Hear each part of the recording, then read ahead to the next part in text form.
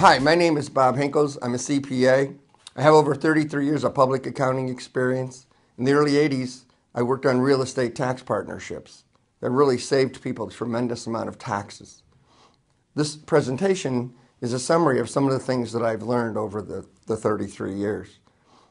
I have a company, Professional Tax and Accounting Seminars, where I do seminars for CPAs around the country and also for groups in the general public.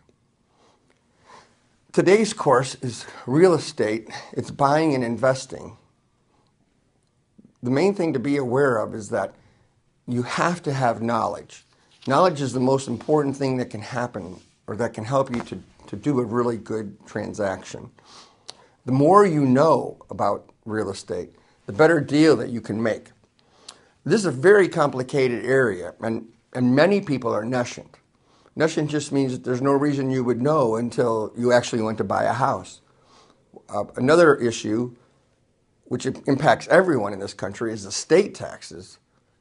But no one knows about that until a relative dies. The same thing is true for the housing and also for real estate investment.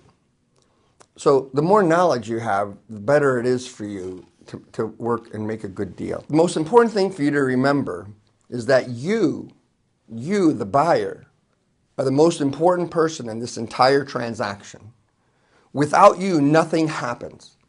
Just as a pitcher in baseball controls a baseball game, because until they throw the ball, nothing can happen. The same thing happens when you purchase real estate. Until you actually make the offer to the seller, nothing can happen. And in fact, most people say, well, we'll negotiate all those things. And the answer is that normally you negotiate by making offers and counteroffers. In other words, once you throw the first pitch, it then goes into the hands of the seller. And the seller now controls the game. And they now get to make a counteroffer. And what happens is these offers and counteroffers keep going back and forth until you both agree to a number and to a situation that works for both of you. But again, you control the whole thing in the beginning. Nothing starts until you make an offer. Now, this is very important. Who is on your side when you're buying a house? I've made a list on the back of this sheet of paper of the people who are on your side. As you see, it's no one. No one really cares about you when you're buying a house. You see, your real estate agent, who is acting as if they care about you, is only going to get paid if the transaction occurs. The seller is only going to make money or get rid of their problem if you buy their house. The lenders, the banks, are only going to make money if you sign the mortgage agreement. The inspectors who are going to inspect the house are only going to make money if you hire them to inspect the house. By the way, this is a very important point. Inspectors will normally not tell you if the house is in good shape. What they will normally do is they will give you a list of things that are wrong with the house and the approximate time in which they'll have to be repaired. The inspector theoretically will never tell you that, yes, you're making a good deal. The reason is there's a lot of legal ramifications for them to make statements like that, and they don't want to do it. So when you hire someone to inspect your house, it's important to remember, again, they are not on your side. They are trying to give you an honest opinion, professional opinion, of what condition the house is in. And that's all they're doing. And they're not going to tell you, yes, you should buy this house. Yes, this house is in great shape. They will never use that terminology because they have liability in saying things like that. They will just basically say, this is the house, this is what's wrong. And then it's your decision, as it should be, by the way, on whether or not you should buy the house. Now, I want to back up to the lenders for a second because this is very important also. Many people have false trust in a bank or a mortgage company who's helping them to buy the house. You see, when you go to buy a house, let's say a $100,000 house, to keep the math simple, if you're buying a $100,000 house and you put 20% down, what will happen is the mortgage will only be $80,000. You see, the bank is only concerned about two things. Number one, having you make your payments, and number two, being able to sell your house if they have to foreclose and get back their money. Now notice, you're paying $100,000 for the house, but you're only taking an $80,000 mortgage. Do you see the bank has a $20,000 leeway there? In other words, if for some reason you don't make payments, you lose your job or whatever, they could sell that house for $81,000 and they'll still get back all their money. So when lenders go in to evaluate a house or appraise a house, all they're really doing is appraising it to make sure that they can get the mortgage out. This is very important because I've talked to people who bought a house that was too expensive for them, but they were under the impression that the bank was making sure that everything was kosher and that everything was going to work. The most important thing to be aware of is that only you are responsible for making the payments, and no one is really on your side in all the professionals that you deal with. Now, your family, of course, will always be on your side. And as hard as this is for some of you to accept, your parents know a tremendous amount about buying a house. Why? Because they've already bought one. And they are a font of information for you to be able to get help from them. Maybe you have an uncle or a relative or a nephew or a cousin or someone who's in construction. They can also help you in any of these areas. It's very important to lean on family members that you trust when you're buying a home. It's very helpful because they also are looking out for your good. Also, some of your friends could be very helpful. Honestly, I have 3 attorneys who are friends, and I cannot believe the amount of free legal advice I get from them because we're friends. By the way, they get tons of tax advice from me also, so it might be a trade-off. But the point is that there are friends and people that you know that might be able to help you. Please don't expect to contact someone that you barely know, a CPA, an attorney, or someone, and ask them a question about whether or not you should purchase this house or what the ramifications are. Because as you can see, this presentation, this series of shows is going to go on for approximately 3 hours. And I will only just be touching the surface of what you need to know. So no one can just tell you the information within 5 minutes. It takes a tremendous amount of time, and which is one of the reasons, by the way, I started the seminar company, so that I could do a presentation, charge a reasonable fee, have 15, 20 people there, and be able to help everyone and answer questions. Because so many people were asking me about real estate and other things. So again, your friends can be very helpful with there. The next major point in buying a home, and this is true for any negotiating that you do at any time, any place, anywhere, in any situation, and that is you always have to be willing to walk away from a bad deal. I have seen people sign contracts for a home, and by the way, once you sign it, you're legally obligated to fulfill that requirement. And they realize that, oh no, this isn't going to work. Okay, it's important then for you to walk away from that deal and take the financial consequences. The last thing you want to do is burden yourself with a really bad house for 30 years or longer in regards to the mortgage. It's very similar to buying a car in some respects, because there are people who, for example, my dream is a 1965 Mustang. I've always wanted to own one. I almost bought one once. I went to meet the guy. He was in the South where they don't use salt for the roads. And I got down there and I was so excited to think that I might be buying this car that I overlooked at least 7 mechanical problems with it. Fortunately, I had brought a friend who was also a car mechanic, and he looked at the car and he said, "Bob, this car is in terrible, terrible shape."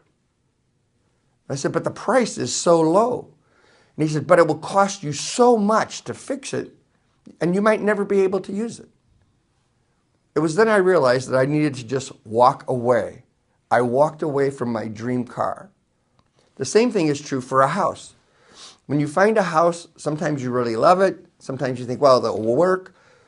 Okay, I've been in that situation several times. But what happens is, it doesn't matter what it is, if the numbers don't work, if it's a bad location, if there are certain things that you don't know that you could live with, you need to be able to walk away from the deal. And just accept the fact that it is not your house. It's not for you to own. And be content in that knowledge. Okay? Again, buying a house is a 30-year commitment. They do have 15-year mortgages and 25-year mortgages now because interest rates are relatively low. But it's very important to be aware that it is a commitment that you have to do. In fact, for your credit report, the number one thing that they look at is, did you pay your mortgage? There have been times in my life where I had difficulty paying bills. The first bill I always paid was my mortgage. The rest of them, I could call the people and negotiate and we could work it out. But the mortgage is the most important bill to pay. The other thing too is, even though I mentioned I'm going to be talking for 3 hours, it's important for you to be aware that there's still so much more you need to learn. And you have to gain this information. There's a website that you need to go to, and it's listed in the materials. It's www.hud.gov,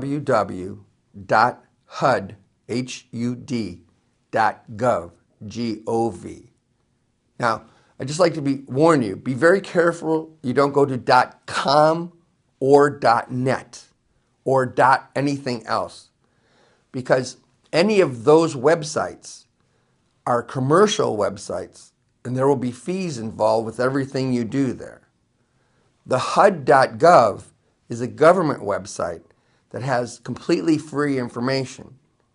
I smile at the word free because we've paid for it with our taxes. But the point is, you do not have to pay for anything to get information off of that website. There are so many wonderful things at that website that we'll mention throughout the course of the rest of these presentations, that it's important for you to go there and to know and to have it available. In fact, I would almost recommend that if you're looking for your house, you'd save it as a favorite or a bookmark it.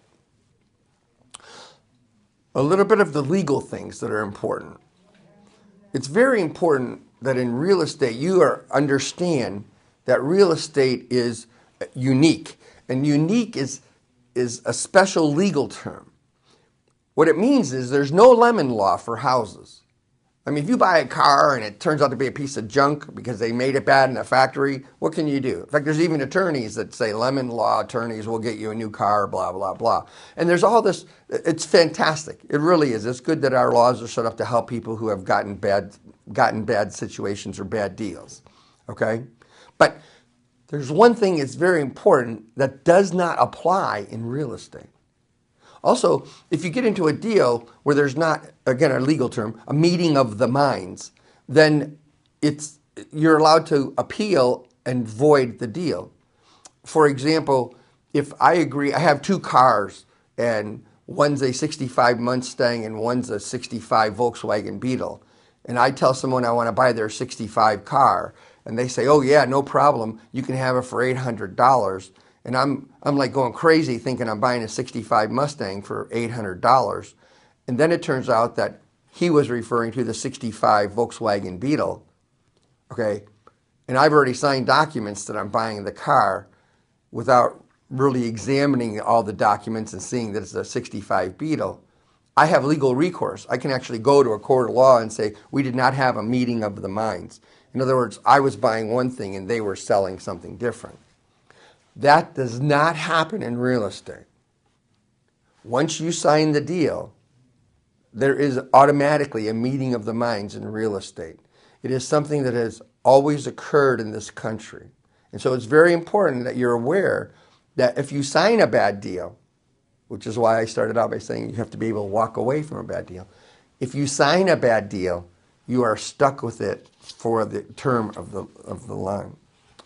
The other thing too is when you buy the house, the seller lies. And if they lie, then you have to prove it. Personally, I purchased a home where I was told that there was no leaks in the basement.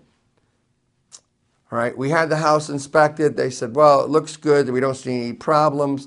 But the basement walls are all freshly repainted. And so we have a concern. And I said, well, do you think it's leaking? And they go, it's hard. We don't know. So we went forward. There was a little pressure on us to move in for different reasons. But the point was, I thought, okay, it should be okay. And we bought the house, and the first rainstorm we had, we ended up with water running through the basement. It's very difficult once that happens for me to prove that that was broken or a problem before I purchased the house. Because you see, the sellers already told me, oh no, it never leaked when I owned the house.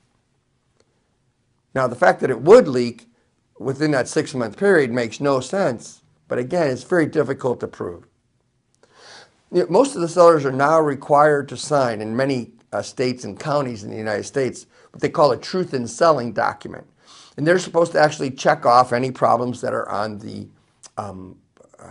within the home. Like, does the house leak? Does the roof make noise? Is there problems with electricity? There's all these things, and it's a very long sheet of paper, by the way.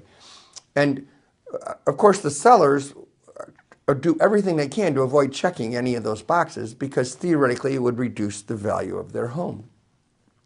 So, but my point is this: even if they don't check mark those, and then 6 months later you have water, it's still very difficult to go back because you have to prove that the damage occurred before you moved in. And sometimes that's almost impossible. Now, the point is that the list is better than nothing. I mean, there are honest people in the world who will check the boxes.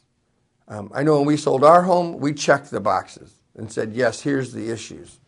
Now, and here's another issue. Not all of the issues are on that form. That's why you have to learn as much as you can about construction, home construction, where the problems are. Just because something looks really nice doesn't mean that it's not going to be a problem. And again, not all the issues of a house are covered on the form. The next section is going to aggravate real estate agents. I did this seminar at a college one time in a town that didn't have multiple listing. Multiple listing is just the arrangement where if I agree to sell your house as a real estate agent, I then put it on a website or a listing, and then all the other real estate agents can look at that house and sell it. Okay. Well, this town was so archaic that they did not have multiple listing, and so for example, if I listed with one real estate agent, the other real estate agent would never show that house. Other real estate agencies would never show that house. And I remember thinking to myself, what a perfect place to do a for sale by owner, or as they affectionately call it, FSBOs. So the point was, I thought, this is great. People get the information, they'll be able to save money in commissions. What could be better? And so I did the seminar, and there were like 100 people at this seminar. It was packed. And it was so great that the college asked me to put it on again. And I said, well, sure, we can do that. I already have all the materials. It's not that big a deal. And in fact, we recorded that show. I was much younger and much thinner. But what happened was, when we went to do the second program, the attendance was 200 people. But 100 of them were the real estate agents from the town. We literally had to call the police to have them come and take these people out of the presentation area because they were so upset that people were getting this information. And it didn't allow them to push deals through. So the next thing that I want to talk about is the phrase standard language. Now, it's important for you to know that when it comes to real estate, there's no standard language. There is not. It's not allowed by law. Now, there are standard forms. For example, in the county that I live right now, there's certain requirements that have to be fulfilled before a house can be sold. And now the real estate agent has those requirements on the form. Okay, so in some respects, that's standard in that it's required by law. But nothing else is standard. I mean, nothing else. You can almost do and write anything you desire on the offer sheet for the home. But the real estate agents are very big on saying, well, this is just standard, this is just standard, this is just standard. Just, okay, it's okay, this is okay. Well, I don't have enough money. Well, that's okay, it's just standard. We'll make it work somehow. It's standard. Standard is like their favorite word. Okay? And as I stated, the forms are standard in some respects in that there are some things that are required by law. Also, I mean, there are certain things like that they're standard in that they list the address of the house, they list the amount you're willing to pay. Okay, they do have forms that you actually fill them out, but the fact is that they can be changed by adding what we're going to talk about later, called contingencies. And by the way, some of these required things for the counties and the towns or local entities, some of them are like a termite inspection. There are some parts of the country where I think every house has termites. And what happens is you have to do the inspection, find termites, and kill them. Now, two of the homes I've purchased had termites. So what we did was we had the owner of the home, before we purchased it, make sure the termites were dead, and then we had it re-inspected to make sure that the termites were gone. As long as there's no structural damage, termites are really not that big of an issue. Some of the banks also require a survey. The lender will require a survey of your property. The surveys are rather interesting in that they're done because the bank wants to make sure there haven't been any encroachments or people taking some of that property. And again, remember, the bank's whole purpose of a survey is to make sure that that property area and the home is more than the mortgage. That's all they really care about. Now, what's interesting about surveys is that they normally do surveys not at your property, but they do them in a courthouse.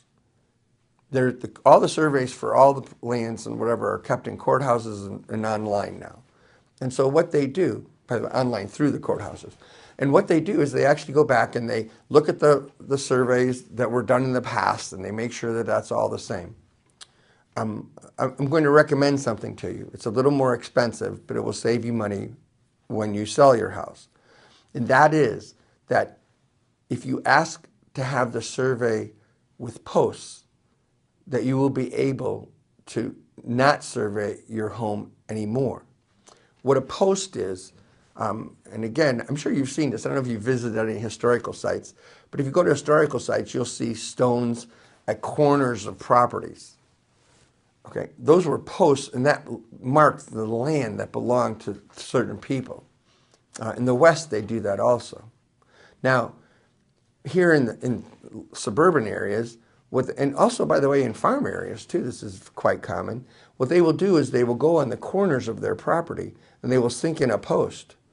All right, and sometimes, like in suburban and urban areas, obviously you don't want a post sticking up. So what they do is they drive the post into the ground, and on top of it they put a big-headed nail. And then what they do is they come along with the metal detectors, and they can find the post and document where your property line is. And so if you paid a post, it's a little more expensive. Why? Because somebody actually has to come out to your house. But if you've done a post survey, what happens is the next time that someone requires a survey, like when you sell the house, you can just say, oh, we posted it, and the time that it takes is much less and therefore saves you money because you don't have to pay for the survey. All right? Another type of test that's done is many suburban areas have what's called a water gutter test. It's called a dye test. What they do is somebody actually comes from the city or the town, and they actually take dyed water and pour it through your gutters, and they wait for it to come out someplace.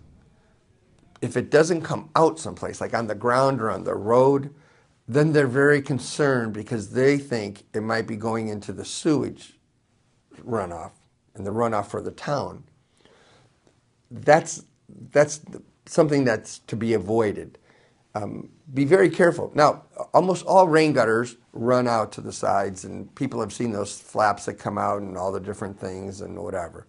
Okay? But be aware that some people actually hook the rain gutters up to the sewage system. Now, why would they do that? Okay, it's really simple. They have leakage problem. They have a leakage problem. Their basement is broken in some way, shape, or form. And any water next to a basement that's leaking is it's gonna be terrible. So what they've done is they've hooked their drainage, the gutter system, up to the sewer system so that it drains out. I actually was at a house one time that I looked to buy.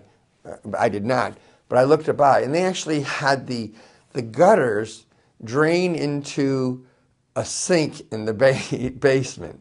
It was actually absolutely incredible. They had so many pipes running around the house, and it all came through the basement window to drain through the sink. By the way, I don't know if you've ever watched a rainstorm, but if you have a very large rainstorm, there are gallons and gallons of water that come off of the roof, depending on the size of the house. And in fact, I asked, does this ever flood? And they said, yes, but we have another drain over here in the basement. And so that's the kind of thing you want to avoid. But the dye test is set up to test and make sure that the water does not go into the sewage system. It's very important. Okay? There are also some other required disclosures, which, again, it's different. It varies for different places. But again, the most important thing, there's no standard forms for real estate. There's no standard language. And there are no standard agreements. We're going to shut down the show right now, and we'll pick this up, some more information, in the next presentation.